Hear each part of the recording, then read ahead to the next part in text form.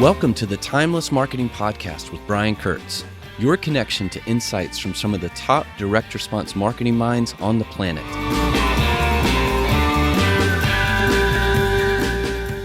Hey, it's Brian Kurtz here, host of the Timeless Marketing Podcast. Today's episode is a clip from one of the 2-hour calls inside Titan's Accelerator, my private mentorship program for direct response marketers. Before we get to that, I have one question for you. Do you have a marketing insurance policy? If you don't, you need one. And that's why I created Titan's Accelerator, which is one of the most giving communities and serves as the de facto board of advisors and marketing insurance policy for over 250 of the best and brightest direct response marketers, copywriters, media buyers, marketing agencies, senior executives, anyone in direct response marketing who is committed to growing and scaling their business. The bottom line, you don't have to grow your business alone. And you don't need to spend tens of thousands of dollars either.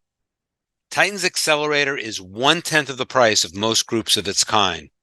I know because I hosted a group that was over $20,000 a year. If you want to see how Titan's Accelerator can help you grow and scale your specific business, go to briankurtz.net/help. That's BrianKurtz.net/help. And with a private membership, you'll receive access to the full presentation from today's episode, along with the Q&A and discussion that followed. As an added bonus, you'll receive access to a vault filled with many more private calls just like this one. Again, if you want to see if Titan's Accelerator is a fit for you with no obligation, go to briankurtz.net/help. That's BrianKurtz.net/help. And feel free to email me directly. I respond to every email with questions about this episode or just to say hi at brian@briankurtz.net. Now on to today's episode.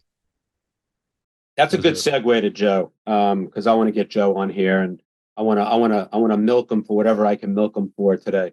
And Joe, first of all, thank you for. I mean, most of our speakers don't come on it as early as you do, and I know that you would because that's who you are, and you want to not just to see the group a little bit, but that you went into a breakout room, and it's just who you are, and I just love you. It's just like love you too. Thank you. I know. I just. You're one of my favorite people in the world, but a lot of people say that to you, but I really mean it, of all those other people. And, but I think that's a good first question because, we're going to be talking about your book, which is phenomenal. Anybody in this group that doesn't buy it, shame on you. It is how to win friends and how to win friends and influence people for the 21st century. It really is. And, so start with that, Joe. I mean, you are an impulsive giver, if there is such a thing.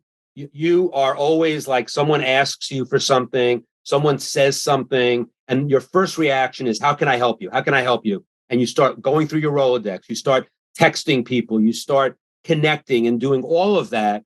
How do you correlate that with sometimes someone, and with Genius Recovery, which I know you want to talk about as well, sometimes you just have to listen to an addict who needs to vent, and I hate the word vent, who needs to just talk about what's going on with them without you saying a word or without you helping them right away. And your impulse is to just help, which is my impulse too. And a lot of the people in this group have that impulse. How do you weigh that in terms of, when to when to shut up and listen first without helping because you're helping by listening, something like that. Do you ever think about that? Because David Baer gave us that in our breakout room, and I thought I said I don't listen enough sometimes. So start with that, but also anything you want to open your this discussion with about your book or whatever. But I think that's a good question. Yeah, no, thank you, and it's good to be here. And can you guys hear me? Okay, is my sound all right? Yes. Okay, good. So, yeah, to answer that first question about you develop a spidey sense for it. I mean, I still am constantly trying to figure out how to gauge situations.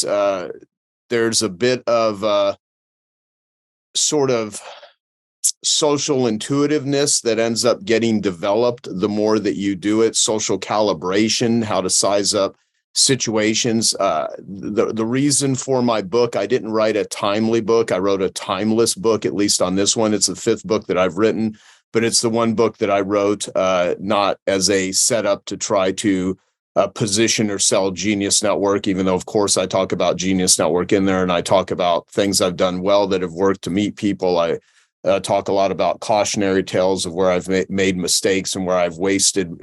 Chapter 2, I talk about a thing called TAMI. I don't use the term TAMI in the book, though, but I use it when I talk about it, which stands for what we can spend, which is our time, attention, money, effort, and energy. And I have wasted, as has everyone here, can point to areas of their life where they've wasted their time, their attention, their money, effort, and energy trying to be helpful and useful to people that took advantage of them. So, like the Zig Ziglar line, you can get anything you want in life if you help enough other people get what they want. That has to be taken in a certain context, because you can help other people get what they want that not only won't do a damn thing for you, they'll actually take advantage of you, they'll steal from you, they'll abuse you, they'll lie to you, they'll betray you. And when someone operates in life as a giver, the downside to that is that you're going to get taken advantage of. You're going to be a target for narcissists, takers, sociopaths, psychopaths. And there's a lot of these people in high places that operate that way that are really skilled at mirroring empathy, but they don't have any themselves.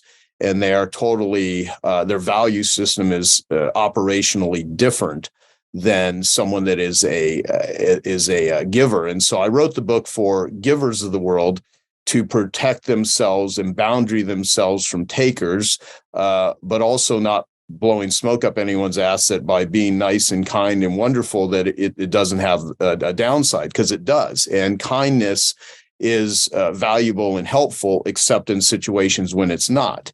And right. So you have to deal with people at the level at which they respond.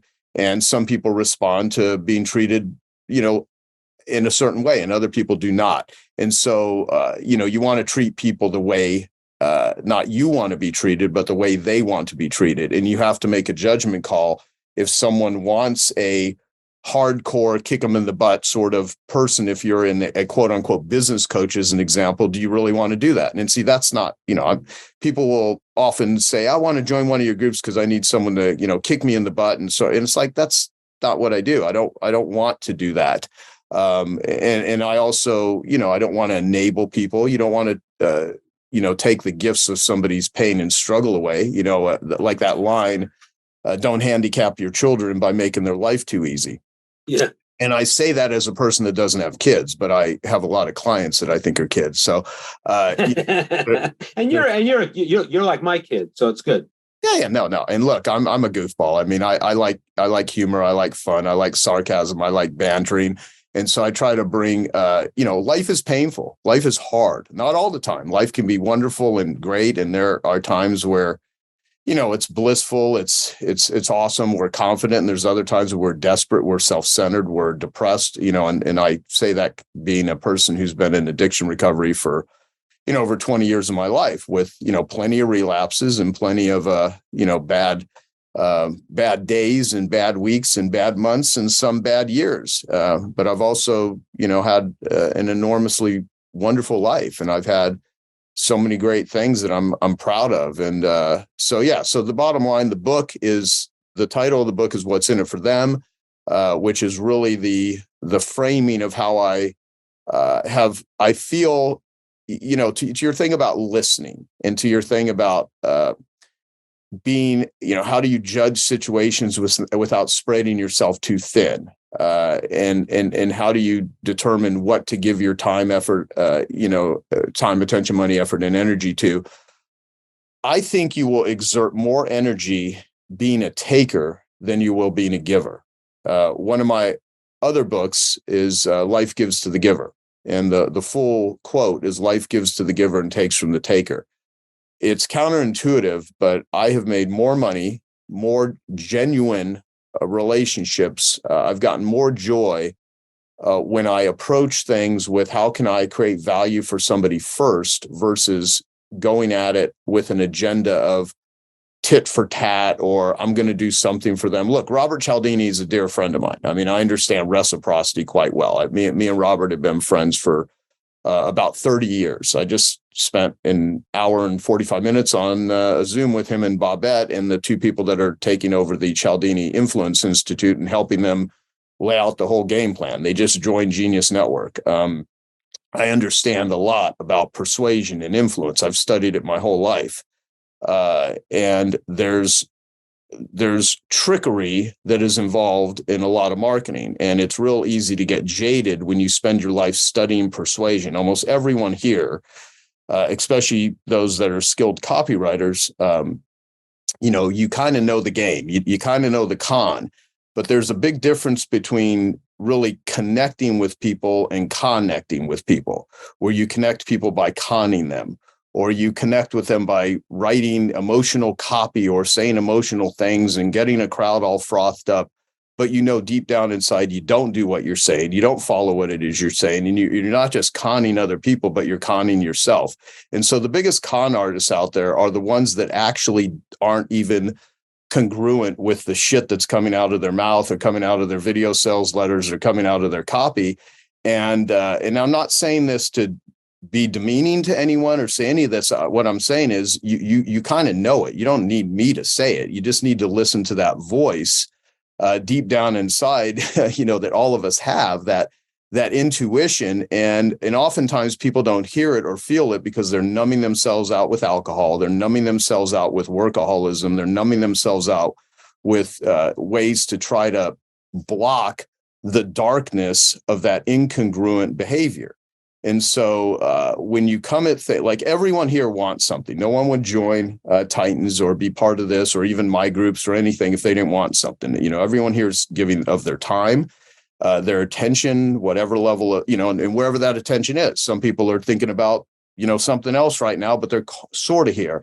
And there's other people that are present at different levels. And that's totally based on the overwhelm, the responsibility, the obligations that we all have in our lives. But everyone's chiseling out a bit of time here to listen to me ramble about whatever I'm going to ramble about. I don't really have like any set agenda or any talk. I'm just here to share what I feel might be useful to everyone, and I'm happy to answer any questions about anything. You could ask me anything. There's nothing off limits. Politics, can ask me about anything. I don't care. The thing is, everybody wants something.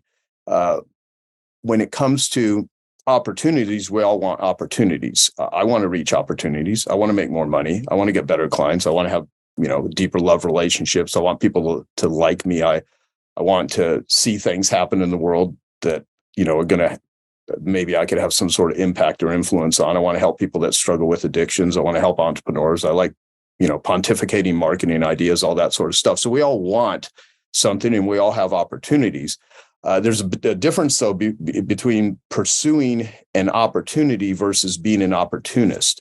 An opportunist, they show up with a want from other people, but their give is not as big as or equal to their want. And so the people that we tend to like in our lives are the ones that show up with a want, but their give is equal to or greater than their want. They're and so let's take you, Brian. I mean, you, both of us probably ramble too much and we probably talk too much, and we could probably both be better at oftentimes listening. And I've gotten way better at that because you kind of have to.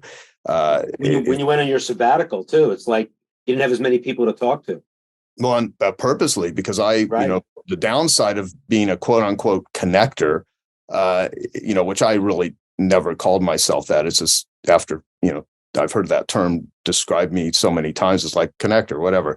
Part of it is I just need to better connect with myself. I mean, when I went on my sabbatical, it was a fascinating exercise in who are my real friends that are there because we're just really, inner circle type friendships versus who are acquaintances versus who are the fake friends versus who are the people that, just kind of were around because they really didn't want to respect my sabbatical. They just really wanted something. So I could just tell by the tone, by the text messages. And I cut off a lot of relationships. in the midst of doing that. But I had to smoke out all the insecure parts of me that require external validation to feel like I'm a decent human being. And believe me, I have low self-worth, low self-esteem. There's plenty of that. You've heard me say this. I make jokes about, anyone that writes a book, goes on stage, speaks, they want the world to like them. I mean, Right. There's some people that, you're sick as your secrets. I mean, that's a term that comes out of 12-step programs. At least that's the first place I heard it. And, part of it is silent battles are the hardest battles to fight. And when you have to, it's real easy to escape into, workaholism, because workaholism is the respectable addiction. And, you can get rewarded through status, through money, through performance. And if people want to understand what's going on with doing business deals and listening to podcasts and, pursuing business opportunities, it's a dopamine hit, in the same way. It's so much of this is biochemical. I mean, one of my newest friends is Dr. Anna Lemke, who wrote a phenomenal book called Dopamine Nation. And it's great. She's a Stanford doctor with that works with addiction and addiction medicine and stuff. And I'm helping her with a Dopamine Nation workbook right now on how we can, get legitimate forms of dopamine and not become so addictedly dependent to it. So addiction is a cause of trauma and lack of dopamine and lack of biochemistry. Those are the two things that really lead to the vast majority of addiction. And I've done deep dives and all that. I just put up 2 days ago my second interview with Gabor Mate, who's one of the top addiction doctors in the world, and a good friend and that sort of stuff. But so my advice, if you want to call it that, and treat anything that I say like a 12-step group, take what you like and leave the rest. I mean, I don't know everything. I can only share things through my own experience. And I often try to warn people, as you read books and as you learn stuff, lasting happiness, as our friend Dave Kekich said, does not come from consuming values. It comes from producing values, and producing more than you consume is the only justification for existence. So someone could consume my book or Gary Vaynerchuk's stuff or Tim Ferriss's stuff or 7 Habits of Highly Effective People or Eugene Schwartz or Gary Halbert or Dan Kennedy or, and you can try to say that's the way to live. That's the way to think about employees. That's the way to think about deals. But the question is, that's someone else's value system. I mean, I'll share everything you're going to hear me say is only one guy's perspective on how to do life, how to think about life, how to live life. But that's my life. I mean, I've not walked in everyone else's shoes. And so, Dr. Don Wood, who I write about in my book, he's one of my Genius Network members. It's a trauma therapist, and he used to be a hockey player, and he's now in his 60s, and he helps people that, have deep trauma to recode some of the ways that they feel and think and perceive trauma. He has this very interesting line where he said, if you understood the atmospheric conditions of somebody's life, it would make sense why they do what it is they do. And so every single person here, is that Richard Viguerie? Yeah. Look at this guy. If you understood the atmospheric conditions of Richard Viguerie's life, it would make sense why Richard's the way Richard is, why Richard spends probably 3 hours a day, even at his age, studying and learning marketing, even though the guy knows more about marketing than you could put 1,000 of some of the top marketers, alive, and Richard probably knows more about most of them combined, but he still is a student, he's just a great student. But if you understood the atmospheric conditions of his life, you would understand why he has the political beliefs that he has, why he has the spiritual beliefs that he has. It all makes sense. And so I believe that you can change your own atmospheric conditions. I believe you can alter and if you do that, you can alter the atmosphere around you. And I believe we can build a better entrepreneur. I believe we can build a better human. And so my goal is to help the givers of the world be more empowered boundary givers. And the people that won't like my book or like my message because I simply talk too much shit about them are the takers of the world. Now, that might be my own rationalization when anyone writes a bad review about my book, is like, oh, they must be a taker because they don't like my book. But I know for a fact, I purposely do things to attract who I want to attract and repel who I want to repel. And it's not that I don't care about humans. I actually understand how someone could become a narcissist. I mean, it's trauma based. Most of the people that are very doing evil things in the world, including many that are the world leaders right now, these are very traumatized, abused people, and unfortunately, they're taking it out on other humans. And so I kind of get that. It's not an excuse for bad behavior. It's not an excuse for hurting somebody. It just explains where it comes from. And so my whole thing is, how to help people win the right friends and influence the right people. I mean, Dale Carnegie's book was amazing. I mean, I recommend people read it. My book, What's in It for Them, would not exist without Dale Carnegie writing the book. When I was in my 20s, I went through the Dale Carnegie course, all that sort of stuff. There was that one chapter on don't criticize, condemn, or complain. And I always had an issue with that one because I love to criticize, condemn, and complain. But and I'm kidding. I like doing it in a very funny way, not a serious way. If you're constantly, most criticism is just self-hatred turned outward when it's really, toxic criticism. But yeah, so my whole thing is just what's in it for them? Ask that question. And the chapter 1 of my book is be a pain detective, because I think pain is one of the best entry points of identifying how to help someone and remove it for them. And if you can remove, eliminate, or reduce someone's unnecessary suffering, there's certain suffering that's actually quite beneficial. I get into a cold plunge or a sauna almost daily. Like I'm going to be speaking at a copywriter named Laura Catella. Her and Stefan Georgi, they have a copywriter. Yeah, Copy Excel. Well, it's not Copy Excel. Oh, it is Copy Accelerator, I think. Yeah, well, she has her Diamond Day group, and she's, they're both in my 100K group. And so, I'm going to go do a talk a little bit later today at her event, and then another one tomorrow. And I've got, half the people that are at her event are like Genius Network members that are speaking and stuff. But I'm going to go get into a 20 minutes of a sauna. I'll get into a cold plunge anywhere between, 3 to 4 minutes. It's 38 degrees, and it kind of sucks. It's in the beginning, it's like, but the dopamine hit that you get because of it is quite exhilarating, and it's really good for anxiety. If you want, chocolate will give you a 55% dopamine hit. Sex will give you 150% increase in dopamine. Cocaine will give you a 225% increase in dopamine. Cold plunges will give you a 200% increase in dopamine. Amphetamines will give you 1,000% increase in dopamine. Staring at your phone all day long is like a little dopamine cash register. Porn will give you a high dopamine hit. I don't know the exact percentages, but it's not going to be a good one. So there are certain ways to get dopamine and get feelings of woo that are not good for you, that will lead to more and there's other ways to get into an that's going to give you a lot of woo, because what humans want is more woo and less So everything that we do is an attempt to woo, woo, woo. I want money. I want this. I want that. So everything that, copywriters and marketers know how to do is hijack people's woo and describe all the and all the pain and all this. If you don't buy my stuff, do this, do that. And my whole thing is just be thoughtful about how you're doing it. I mean, I quit hanging around a lot of marketers that are really capable humans, but their character is what I consider shit. And so there's a big difference between capability and character. Hitler had great capabilities, but what was his character like? I don't think I need to go much into that one. Look at some of these people that are leading the world right now, that are in high power positions in politics and tech. And it's insane. Look at the fear porn and the propaganda that is being shoved out into the world and at scale due to technology.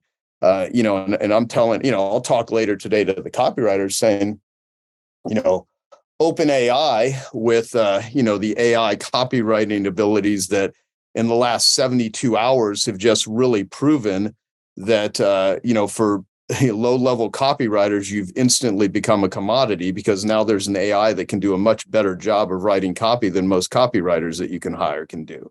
So the ability to be able to integrate and think strategically is a whole nother. There was David Deutsch. I just sent this. I don't know if I sent it in the last USB to this group, or maybe it's the next one. But David Deutsch, I think it was the last one. David Deutsch spoke at Titans Mastermind about how he uses AI to, like, when he's staring at a blank page, to get a draft out, and then he will improve it. And we were talking a little bit about IP and the stealing of IP, AI, all of that. And David just, we got into this conversation of, if you're really a great copywriter and you come up with great stuff on top of AI, and by the time they're ripping you off, you're on to the next, because you're a good copywriter. And you always have to stay ahead, and you always have to be always wanting to achieve. And so, to complain about it, that AI is going to ruin your business is the lazy man's out, the lazy woman's way out. It's actually a great opportunity to start a promotion from a blank page and then build on it with your skills. So everything, every problem can be an opportunity, which I know you believe as well.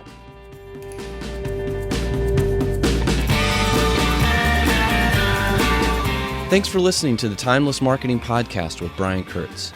Visit briankurtz.net and click podcast at the top of the page for a full transcript and show notes. If you're interested in working with Brian personally inside of Titans Accelerator, go to briankurtz.net/help to see how Titans can help you grow and scale your business. That's briankurtz.net/help.